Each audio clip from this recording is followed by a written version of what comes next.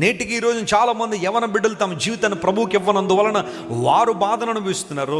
వారు కనిన తల్లిదండ్రులు కూడా కన్నీళ్లు మిగులుస్తున్నారు, ఏడుస్తున్నారు. చాలామంది తల్లిదండ్రులు రోడ్డు మీదకి వచ్చి ఏడిస్తే పరువు పోతుందని తలుపు చాటు నిలబడి ఏడ్చే తల్లిదండ్రులు లేరా?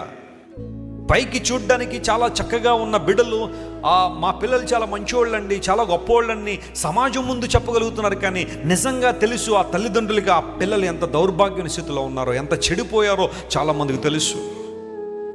చాలామందికి ఉన్న ఒక వేదన ఏంటి అంటే, బాధ ఏంటంటే, అయ్యా మా పిల్లలు కోట్లు సంపాదించడమే అనుకోవట్లేదండి, లక్షలు కూడబెట్టాలనుకోవట్లేదు, కానీ వారు చక్కగా బ్రతికితే చాలండి.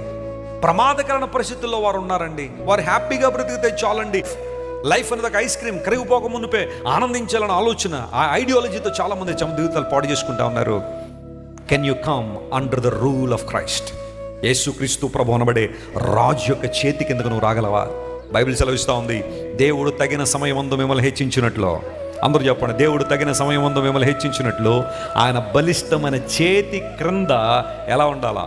దేన మనసుకులైన చేతి క్రింద ఉండమన్నాడా, చేతి పైన ఉండమన్నాడా? ఎస్.